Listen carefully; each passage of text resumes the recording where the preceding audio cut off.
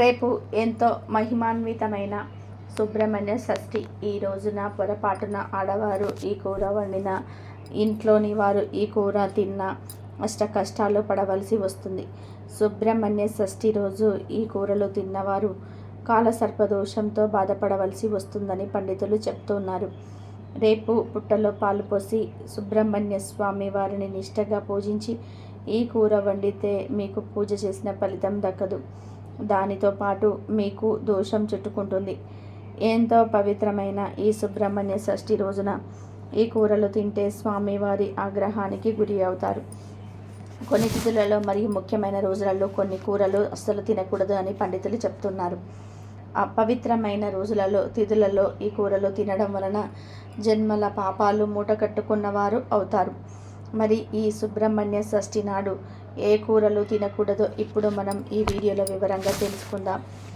ఈ సుబ్రహ్మణ్య షష్ఠి రోజు చక్కగా ఉదయమే లేచి స్నానం చేసుకోవాలి. ఆ తర్వాత శుభ్రమైన ఎర్రటి రంగులో ఉండే దుస్తులను కానీ, గులాబీ రంగులో ఉండే దుస్తులను కానీ ధరించాలి. సుబ్రహ్మణ్య షష్ఠి రోజు ఎవరైతే ఈ రంగులో ఉండే దుస్తువులను ధరిస్తారో వారికి సుబ్రహ్మణ్య స్వామి అనుగ్రహం కలుగుతుంది. లక్ష్మీదేవి అనుగ్రహం కూడా సిద్ధిస్తుంది. సకల ఐశ్వర్యాలు సిద్ధిస్తాయి.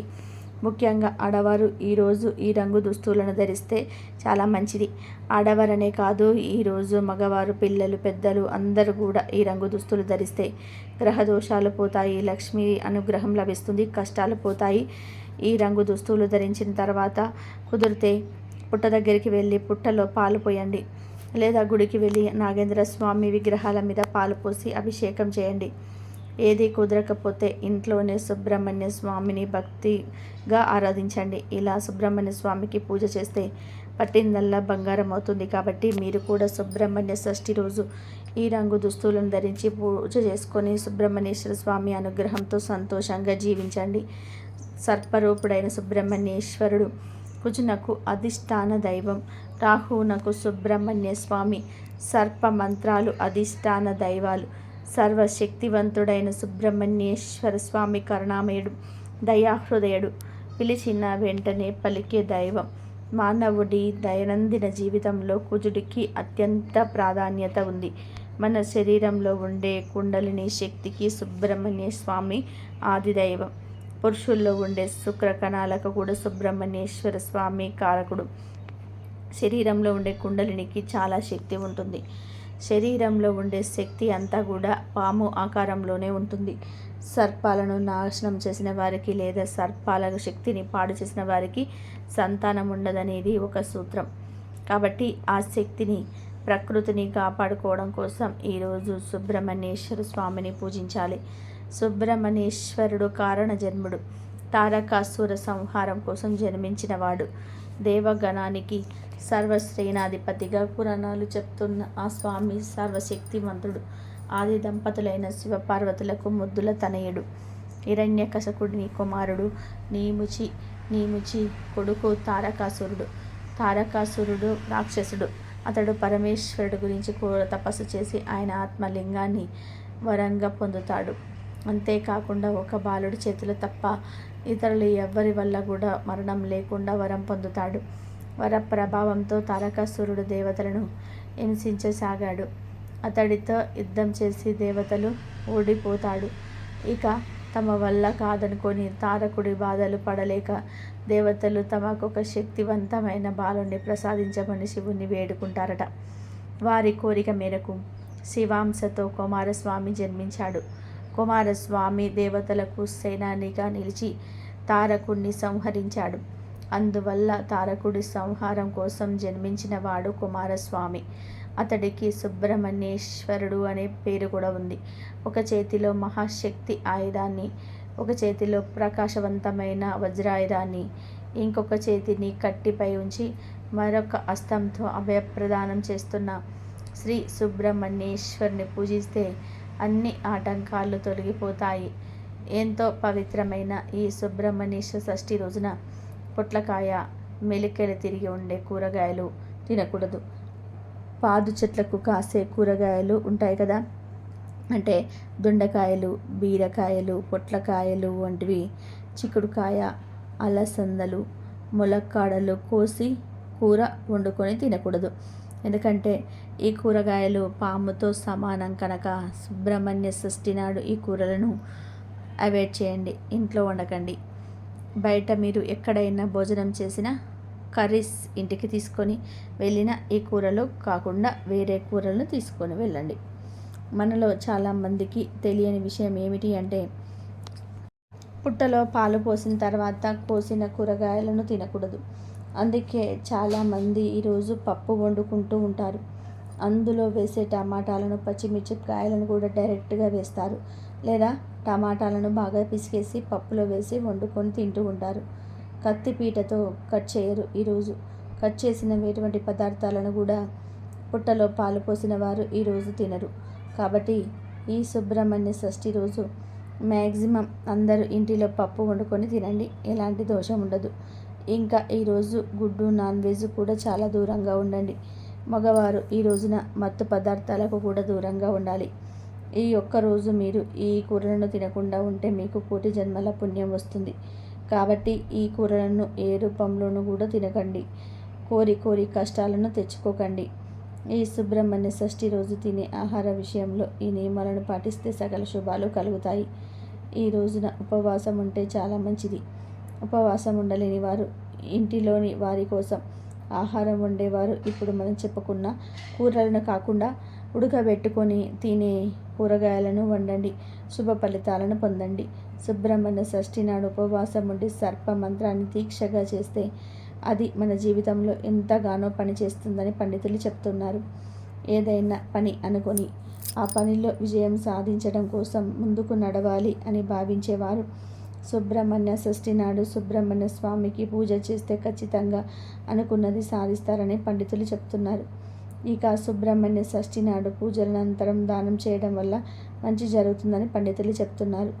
ఈ మాసంలో సుబ్రహ్మణ్య షష్ఠి వ్రతాన్ని చేసేవారు దుప్పట్లు, కంబళ్ళు ఇలాంటివి వ్రతంలో భాగంగా దానం చేయాలని సూచిస్తున్నారు. ఏది ఏమైనా సుబ్రహ్మణ్య షష్ఠి నాడు సాయంత్రం లోపు సుబ్రహ్మణ్య స్వామిని పూజిస్తే ఖచ్చితంగా పట్టిందల్లా బంగారం అవుతుంది అని అష్టైశ్వర్యాలు సిద్ధిస్తాయని పండితులు చెప్తున్నారు. ఈరోజు గోమాతను పూజించడం వలన ముక్కోటి దేవతలను పూజించిన ఫలితము లభిస్తుంది. అంతేకాదు ఈరోజు గోమాత కనిపిస్తే ఆ గోవుకు నమస్కారం చేసుకొని ప్రదక్షిణాలు చేసి ఈ ఆహారాలను తినిపిస్తే రకరకాల దోషాలు పోయి తరతరాలకు తరగని ఐశ్వర్యం వస్తుందని వేదన శాస్త్రాలు కూడా చెప్తూ ఉన్నాయి. ఈరోజు గోమాత కనిపిస్తే ఆ గోమాతకు బెల్లంతో చేసిన వంటకాలు లేదా బియ్యంతో చేసిన వంటకాలను పెట్టడం వలన గోమాత ఆశీస్సులు తప్పక లభిస్తాయి. ధన సమస్యలు పోతాయి, అప్పులు తీరిపోతాయి, సంపాదన పెరుగుతుంది. గోమాతకు పచ్చిగడ్డిని ఆహారంగా పెట్టడం వల్ల సకల ఐశ్వర్యాలు కలుగుతాయి, కష్టాలు పోతాయి. అలాగే గోమాతకు జొన్న పిండిలో బెల్లం కలిపి పెడితే తరతరాలకు తరగని ఐశ్వర్యం వస్తుంది, సంతోషంగా ఉండగలుగుతారు. నానబెట్టిన శనగలను గోవుకు తినిపిస్తే ఆధ్యాత్మిక చింతన లభిస్తుంది, దైవ చింతన పెరుగుతుంది. మీకు ఎవరైనా శత్రువులు ఉంటే గోమాతలకు దోసకాయలను పెట్టాల్సి ఉంటుంది. దీంతో శత్రు నివారణ జరుగుతుంది.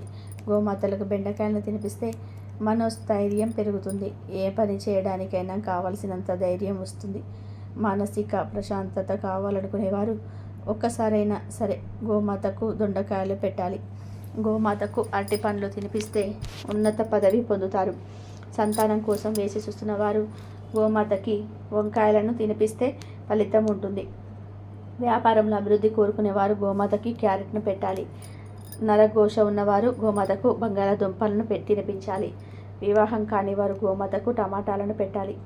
గోమాతకు బీట్రూట్, పాలకూర తినిపించిన ధనవంతులు అవుతారు. ఐశ్వర్య ప్రాప్తి కలుగుతుంది. తోటకూర, బెల్లం కలిపి గోమాతకు పెడితే మానసిక ప్రశాంతతను పొందవచ్చు. గోమాతకు నానబెట్టిన ఉలువలు పెడితే వృత్తిలో నిలకడ లభిస్తుంది. దక్షిణ భారతదేశంలోని ప్రజలు కుమారస్వామి పట్ల చూపే అభిమానము అంతా ఇంత కాదు. తమిళనాడులో మృగన్ అంటూ ముద్దుగా పిలుచుకుంటా అన్న తెలుగునాట సుబ్రహ్మణ్యేశ్వరుడు అనే భక్తితో తలుచుకున్న ఆ షణ్ముఖుడికే చెల్లింది. కుమారస్వామి రెల్లు పొదల్లో జన్మించాడన్న విషయం తెలిసిందే. రెల్లు గడ్డిని శరం అని పిలుస్తారు కాబట్టి ఆయనకు శరవారణ అనే పేరు స్థిరపడింది. కానీ శరం అన్న పదానికి బాణం అన్న అర్థం కూడా ఉంది. శివుడి సేనకులకు నాయకునిగా, ప్రతి యుద్ధంలోనూ ఆయనకు విజయాన్ని సాధించి పెట్టే యోధుడిగా కుమారస్వామిని పేర్కొంటారు. అందుకే శత్రు భయం ఉన్నవారు, కోర్టు లావాదేవీలతో సతమతమవుతున్నవారు, సమస్యల సుడిగుండంలో చిక్కుకుపోతున్నవారు ఆ స్వామిని కొలిస్తే ఎలాంటి పీడ నుంచైనా సరే తప్పక విముక్తులవుతారట. ఈ సృష్టిలో పార్వతీ పరమేశ్వరులను ఆది దంపతులకు చిహ్నంగా పేర్కొంటారు. వాడు తనయుడు కాబట్టి సుబ్రహ్మణ్యుని కుమారస్వామిగా పేర్కొంటుంటారు. ఆ స్వామి అనుగ్రహం లభిస్తే సంతానం కలుగుతుందనే నమ్మకానికి ఇదే ప్రతిపాదిక. సుబ్రహ్మణ్యుడు అంటే జ్ఞానాన్ని ఇష్టపడేవాడు అన్న అర్థం కూడా వస్తుంది. పరమేశ్వరుడి దయతో ఆ బ్రహ్మను సైతం ఓడించగల మేధస్సు కుమారస్వామికి అలవడిందని చెబుతూ ఉంటారు. ఇక ఆయన చేతిలో శూలం ఉంటుంది కాబట్టి ఆయనను వేలాయుధన్ అని కూడా పిలవడం కద్దు. ఈ శూలం పదునైన ఆయుధానికే కాదు, సున్నితమైన బుద్ధికి కూడా ప్రతీక. కాబట్టి పిల్లలకు చక్కగా చదువు అబ్బాలన్నా, తెలివితేటలతో మెదగాలన్నా ఆ స్వామిని కొలవమని సూచిస్తూ ఉంటారు. శివుడి తేజం రథస్సుగా మారి గంగా నదిలో పడిందని, అది 6 భాగాలుగా మారిందని కుమారస్వామి జన్మం గురించి చెప్తూ ఉంటారు. ఆ 6 భాగాలను 6 కృతికలతో అక్క చెల్లెలు పెంచారు. అందుకనే కుమారస్వామిని షణ్ముఖుడు అని అంటారు. కుమారస్వామిని సర్ప రూపంలో ఆరాధించటం వెనుక కూడా ఒక ఆంతర్యం కనిపిస్తూ ఉంటుంది. మనల్లో నిద్రాణంగా ఉన్న కుండలిని సర్పంతో పోలుస్తూ ఉంటారు. ఆ కుండలిని జాగృతమైన రోజున మనిషి ఈ విశ్వమితానంద సత్యాన్ని గ్రహించగలుగుతాడు. అందుకే కుండలిని మేలుకొల్పడం అన్నది మన యోగ శాస్త్రపు అంతిమ లక్ష్యంగా కనిపిస్తుంది. ఆ లక్ష్యానికి తోడ్పాటును అందించేలాగా నిత్యం సర్పం రూపంలో సుబ్రహ్మణ్యేశ్వరుని కొలిచే ఆచారం మొదలై ఉండవచ్చు. ప్రతి సంవత్సరము మార్గశిర మాసంలో శుక్లపక్ష షష్ఠి నాడు శ్రీ సుబ్రహ్మణ్య షష్ఠి పర్వదినాన్ని జరుపుకోవడం ఆచారం. కృతికా నక్షత్రాన జన్మించినందువలన కార్తికేయుడని, వెల్లు పొదల్లో పుట్టినందువలన శరణ భవనుడని, 6 ముఖాలు ఉండడం వలన షణ్ముఖుడని, ఇంకా స్కందుడని, సేనాని సుబ్రహ్మణ్యేశ్వరుడని నామాలతో కూడా ప్రసిద్ధుడు. శ్రీవల్లి దేవసేనలు ఆయన భార్యలు. సుబ్రహ్మణ్యేశ్వరుని వాహనం నెమలి. 6 ముఖాలతో 8 భుజాలతో అపారమైన ఆయుధాలతో దర్శనమిచ్చే కార్తికేయుడు మార్గశిర శుద్ధ షష్ఠి నాడు మాత్రం సర్పరూపంలో దర్శనమిస్తాడు. ఆ రోజు ఆయనను సర్పరూపిణిగా కొలవడం, షోడశోపచారాలతో పూజించి పుట్టలో పాలు పోయడం వల్ల కోరిన కోరికలు నెరవేరుతాయని ప్రతీది. జాతకంలో కాలసర్పదోషం ఉన్నవారు, కుజ రాహు కేతు దశలు నడుస్తున్నవారు, కుజదోషం ఉన్నవారు, సంతానం లేనివారు, వివాహం కానివారు, దాంపత్య జీవితంలో ఇబ్బందులున్నవారు ఉపాస వ్రతాన్ని పాటిస్తూ షోడశోపచారాలతో అర్చించడం వలన సత్ఫలితాలు పొందుతారు. సంతాన భాగ్యానికి నోచుకోలేని స్త్రీ పురుషులు ఈ రోజున సర్ప పూజలు చేసి సంతానం కోసం, శత్రు విజయాల కోసం ఈ స్వామిని మార్గశిర శుద్ధ షష్ఠి నాడు ప్రత్యేకంగా పూజిస్తూ ఉంటారు. సర్ప పూజలు, తాంత్రిక పూజలు చేసేవారు సుబ్రహ్మణ్య షష్ఠి నాడు పూజలు చేస్తే అపారమైన శక్తి సామర్థ్యాలు కలుగుతాయని నమ్ముతూ ఉంటారు. సుబ్రహ్మణ్య స్వామి ఆరాధన వలన నేత్ర రోగాలు, చర్మ వ్యాధులు తగ్గుతాయని, పెళ్లి కాని వారికి వివాహం జరిగి సత్సంతాన సౌభాగ్యం కలిగి ఆయురారోగ్యైశ్వర్యాలతో వర్ధిల్లుతారని భక్తుల విశ్వాసం. అలా సంతానం కలిగిన వారు శ్రీ స్వామి వారి సహస్రనామాలలో ఇష్టమైన ఒక పేరును వారి బిడ్డలకి పెట్టుకుంటారు. సుబ్రహ్మణ్య షష్ఠి నాడు ఉదయాన్నే స్నానం చేసి ఏ ఆహారం తీసుకోకుండా సుబ్రహ్మణ్య స్వామి ఆలయానికి వెళ్ళి పువ్వులు, పండ్లు, పడగల రూపాలు లాంటివి అక్కడ సమర్పిస్తారు. బ్రహ్మచారి అయిన బ్రాహ్మణుడిని ఇంటికి పిలిచి సుబ్రహ్మణ్య స్వామి స్వరూపంగా భావించి భోజనం పెట్టి పంచల చేతను తాంబూలంలో ఉంచి ఇవ్వటం ఉత్తమం. తనను భక్తితో కొలిచిన వారికి నాయకత్వ సిద్ధి, విజయ ప్రాప్తి, వ్యాధి నివారణ, సంతాన లాభము, భూప్రాప్తి శీఘ్రంగా సిద్ధింపచేస్తాడు సుబ్రహ్మణ్యేశ్వర స్వామి.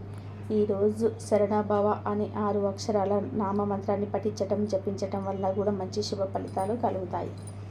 జాతకంలో కుజదోషము, కాలసర్పదోషం చే సకాలంలో వివాహం కానివారు ఈరోజు వల్లి దేవసేన సమేత సుబ్రహ్మణ్యేశ్వర స్వామి కళ్యాణమును చేయించిన లేదా చూసిన త్వరలో వివాహం జరుగుతుంది. తమిళనాడు ప్రాంతంలో ఈ రోజున కావడి మొక్కును తీర్చుకోవడం కనిపిస్తూ ఉంటుంది. షష్ఠి నాడు కుమారస్వామి ఆలయానికి కావడి మోసుకొని పోవడమే దీనిలో ప్రధాన అంశము. ఈ కావడిలో ఉండే కుండలను పంచదారతోనూ పానతోనూ నింపుతారు. కావడిలో మోసేవి వారి వారి మొక్కును బట్టి ఉంటుంది. ఈ పండుగ చాలా ప్రసిద్ధి చెందినది. నాగ ప్రతిష్ఠ చేసిన వారికి సంతానం కలుగుతుందని నమ్మకం భక్తులలో ఉంది.